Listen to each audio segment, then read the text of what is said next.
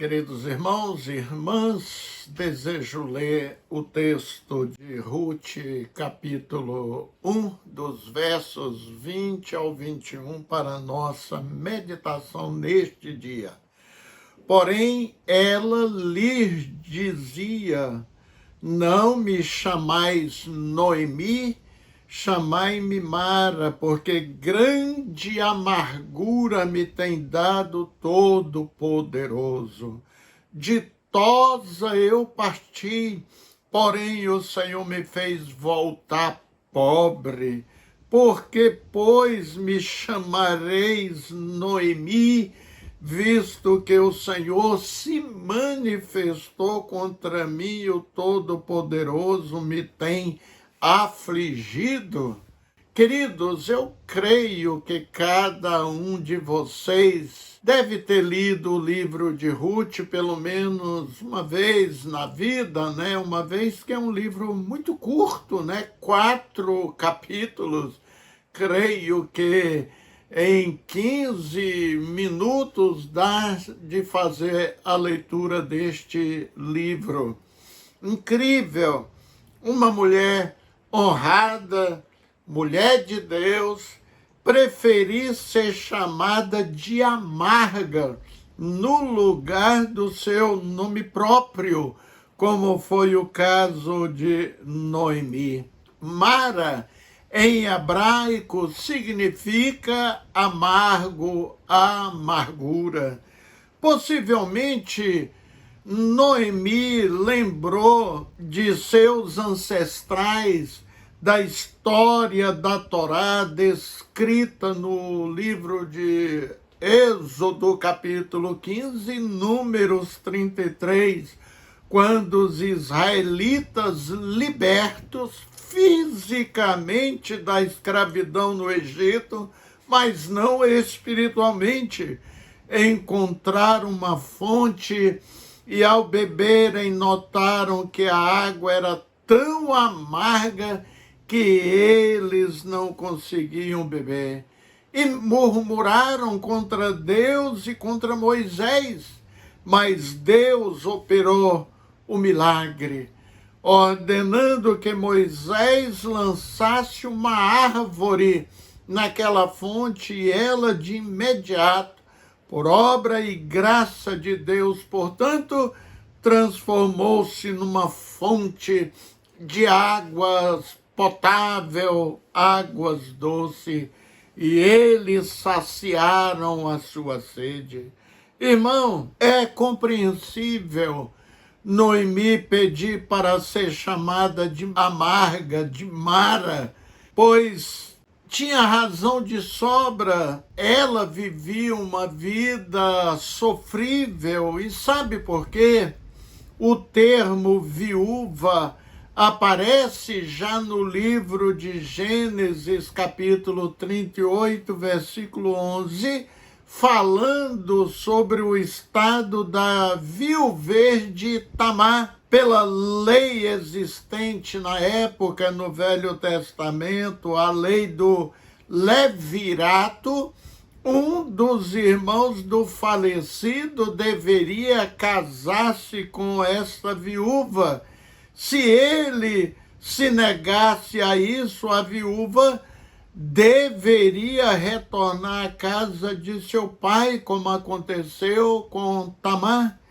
Vale dizer que a sociedade patriarcal da época colocava a viúva numa situação de penúria e pobreza, além da angústia que acompanhava a viuvez, caso o marido deixasse alguma dívida, a viúva era obrigada a assumir os compromissos financeiros do faltoso marido, o que implicava, às vezes, na venda dos bens e também na entrega dos filhos à servidão como escravos e a todo tipo de exploração da parte dos credores. Temos um exemplo bem claro aqui nos dias do profeta Eliseu. Vamos ler E uma mulher das mulheres dos filhos dos profetas chamou a Eliseu, dizendo: meu marido, teu servo, morreu, e tu sabes que o teu servo temia ao Senhor, e veio credor a levar-me os meus 2 filhos para serem servos. E Eliseu soube que a viúva, queridos, tinha apenas uma botija de azeite e pediu que ela tomasse emprestado vasilhas, não poucas, portanto muitas, a todos os seus vizinhos, e entornasse daquela botija que ela tinha, aquele pouco de azeite em cada vasilha emprestada. Versos 6 e 7 lemos assim: e sucedeu que, cheios que foram os vasos, disse ao seu filho: trazei-me ainda um vaso. Porém, ele lhe disse: não há mais vaso nenhum. Então o azeite parou. Então veio ela e o fez saber ao homem de Deus, e disse ele: vai, vende o azeite, paga a tua dívida, e tu e teus filhos vivei do resto. Esta história encontra-se em 2 Reis, capítulo 4. Também a viúva israelita não tinha direito à herança do falecido marido. A herança passava completamente para os filhos ou filhas do falecido. Se o filho ou a filha não fosse bom, amável com a sua mãe, queridos, ela ficava totalmente desassistida, porque não tinha nada. Creio que o ensino de Paulo em 1 Timóteo 5:4, pelos quais os filhos devem honrar aos pais, inclui necessariamente a mãe viúva. No Novo Testamento, a situação das viúvas não mudou muito. Elas permaneciam ainda uma categoria explorada pelas autoridades religiosas, conforme vemos a repreensão de Jesus aos fariseus. Observa Mateus 23:14. Ai de vós, escribas e fariseus hipócritas, pois que devorais as casas das viúvas sob pretexto de prolongadas orações, por isso sofrereis mais rigoroso juízo. E também, queridos, as viúvas eram até mesmo ignoradas pelas autoridades jurídicas, ou seja, pelos juízes, onde Jesus conta a parábola de um juiz que foi importunado, o juiz que sempre recebia ali no tribunal uma viúva pedindo que ele julgasse a sua causa. Você lê lá no capítulo 18 de Lucas, dos versos 1 e 8, essa história. O juiz foi tão importunado, não aguentar mais ver a cara daquela viúva, que falou: eu vou resolver logo esta questão para ficar livre desta mulher. Olha, até a igreja que estava se formando na época dos apóstolos, querido, estava faltando com cuidado com as viúvas. Elas eram desprezadas no ministério cotidiano, ou seja, na distribuição diária de alimento e outros bens. Vemos isso em Atos capítulo 6:1, foi por isso que os apóstolos escolheram ali diáconos, especialmente para cuidarem destas questões. Então, não era fácil ser viúva há milênios atrás. Bem, para Um casal que se ama, queridos, a perda do cônjuge é algo terrível, especialmente se o casal viveu junto durante muitos anos. Assim, a situação de Noemi era terrível. Viver sem o marido, né? Deve ter sentido muita saudade deles.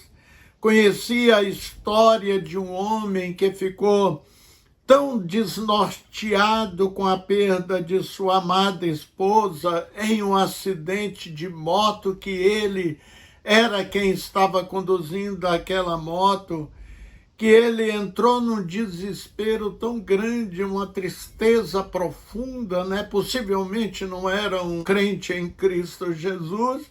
Ele pegou o seu cãozinho, abandonou a sua casa, abandonou o emprego, abandonou tudo e ficou perambulando de cidade por cidade, já vivendo há anos ali como um mendigo, até que um cabeleireiro, conduído da sua situação, né, o levou até o salão, cortou o cabelo, trocou a sua roupa, né, vestiu nele até um terno e ficou sabendo da sua história. E ele falou: olha, eu vivo na rua desde o dia que eu perdi a minha esposa numa moto. Eu me sinto culpado disso e tenho sentido muitas saudades dela. E ele, querido, pôde ajudar, aconselhar aquele homem que estava vivendo de uma forma terrível. Noemi perde o marido e os 2 únicos filhos. Terrível isto. Me chame agora Mara Amarga. Creio que Noemi, antes de ter perdido esposa e filhos, ela vivia uma vida digna, possivelmente de abundância, mas a sua vida ficou vazia. Me chame agora Mara. Noemi havia se tornado uma mulher amarga e vazia pelo seu status, mulher viúva e sem filhos. Teve que sair da sua própria terra e ir para uma terra estranha e totalmente de mãos vazias. Mas não sabia ela que Deus providenciaria uma boa e abençoada surpresa que a acompanharia, a sua nora Ruth, que, movida de compaixão e amor, manteve o seu respeito, o seu carinho pela sua ex-sogra. Era como mãe para ela. A dedicação que Ruth manifestou à sua sogra, queridos, é algo notável e até impressionante, pois os moradores daquela cidade comentavam e elogiavam essa atitude. Ruth era uma pessoa especial para Noemi. Deus estava nessa história, conhecendo a luta, a dor de Noemi, a dedicação de Ruth.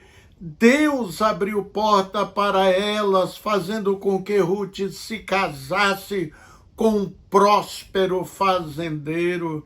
E desse casamento nasceu um filho que colocou um nome muito importante naquela época, Obed, e Ruth colocou aquele bebê nos braços ali de Noemi.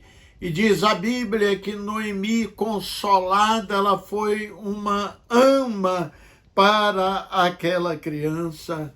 E saiba de uma coisa muito extraordinária: esse filho, Obed, foi o pai de Jessé, pai de Davi. E o grandioso dessa história, queridos, é que Jesus Cristo veio também desta linhagem.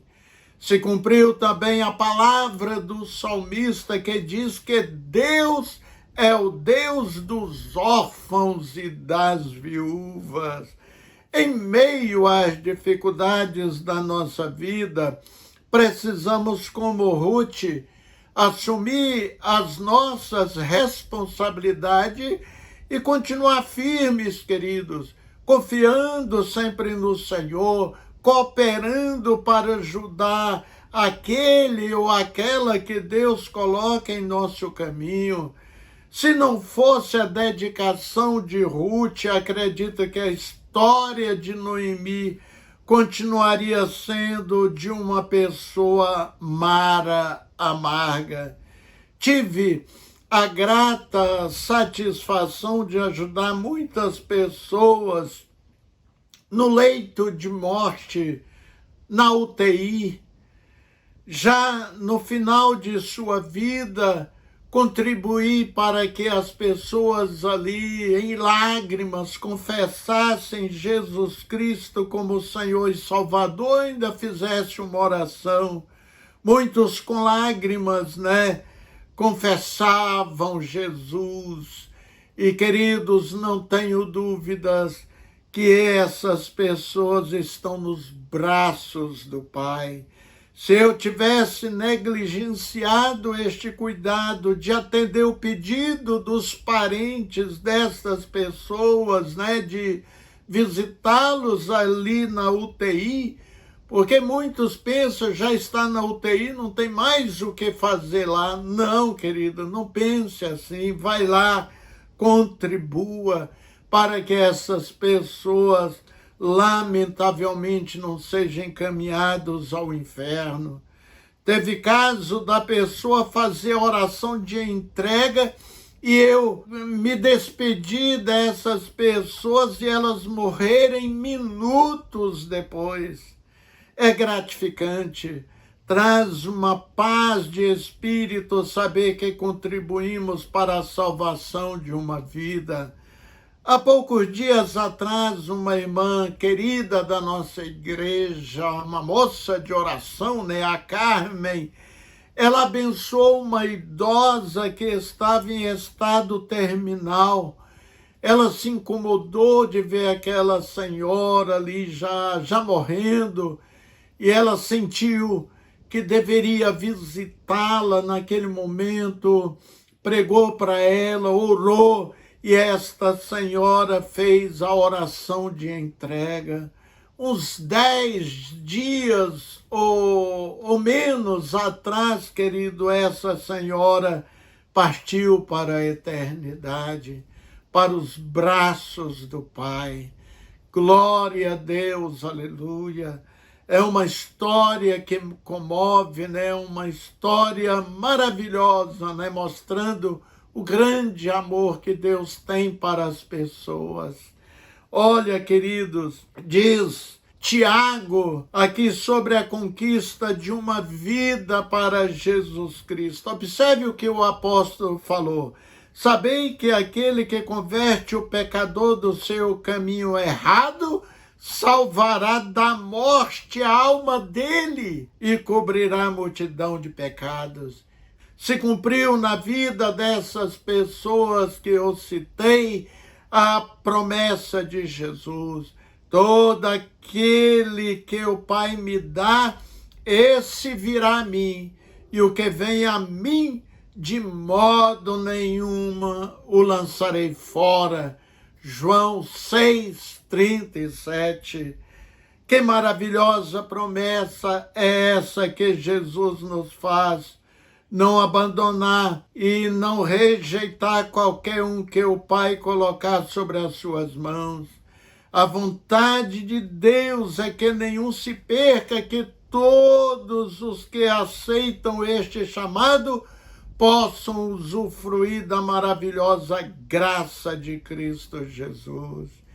Queridos, é claro que Noemi e Ruth viveram na época dos juízes, quando houve uma fome muito severa na terra, isso nos anos 1200 a 1030 antes de Cristo. Mas se elas vivessem nos dias do Novo Testamento, o apóstolo Paulo, com certeza, querido, seu ensino se aplicaria plenamente na vida dessas mulheres, como esse texto se aplica também na vida dos cristãos dos dias atuais. Diz assim: sabemos que todas as coisas cooperam para o bem daqueles que amam a Deus, daqueles que são chamados segundo o seu propósito. Romanos 8, 28. Sim, o nosso Deus reverteu a humilhação em exaltação, restaurando a sorte dessas abençoadas servas do Senhor, dando-lhes muito mais do que perderam. Trouxe aos seus corações uma alegria indizível. Pode confiar no Senhor, meu querido irmão, minha querida irmã. Mas nós, como cristãos, somos aqueles instrumentos de Jesus para abençoar a vida das pessoas que precisam receber o poder de Deus em suas vidas. Saiba, querido ouvinte, o caminho para Jesus Cristo está aberto. Você precisa crer e suplicar as bênçãos de Deus. Nosso Deus tem o poder de curar, de restaurar, de renovar e fazer nova todas as coisas em sua vida, como fez na vida de Noemi e Ruth em tempos difíceis. Jesus observa a nossa fé, a nossa capacidade de tocá-lo, de buscar a nossa bênção, mesmo quando todos ao nosso redor não acreditam. Amém? Vamos orar. Amantíssimo e glorioso Deus, tributamos altos louvores àquele que era, que é e que há de vir, o poderoso Deus.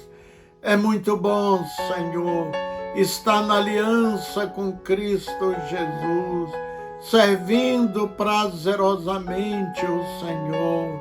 Como é bom ler histórias bíblicas, histórias como esta de Noemi e Ruth, histórias comoventes que revelam o cuidado, o zelo, o amor leal de Deus para os seus. O Senhor não nos abandona nunca. Obrigado, bom Deus. Obrigado, Senhor. Obrigado, Senhor. Tu tens cuidado de nós. Não podemos deixar de reconhecer isso. E assim declaramos que só o Senhor é Deus. Deus das nossas vidas. Deus da nossa família. Em nome de Jesus Cristo. Amém. Meu querido, minha querida irmã, um abraço e até o nosso próximo encontro com a bendita graça de Deus.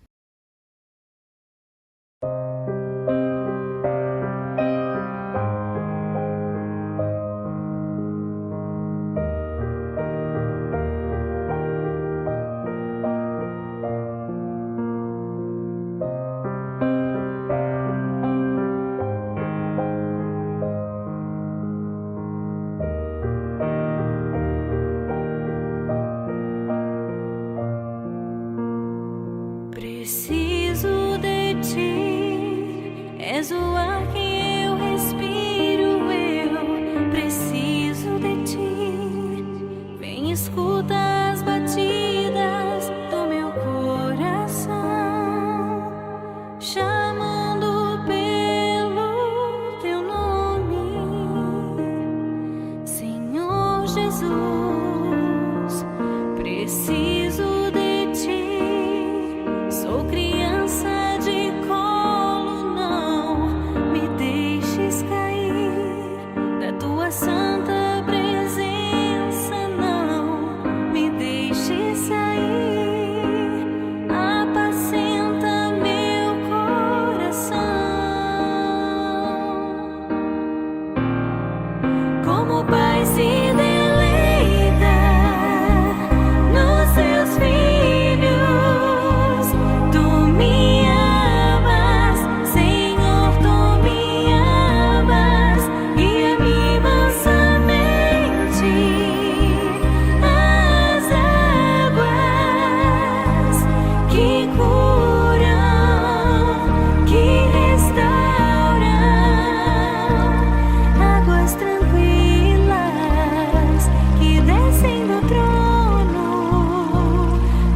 águas tranquilas que fluem dos teus rios, Jesus,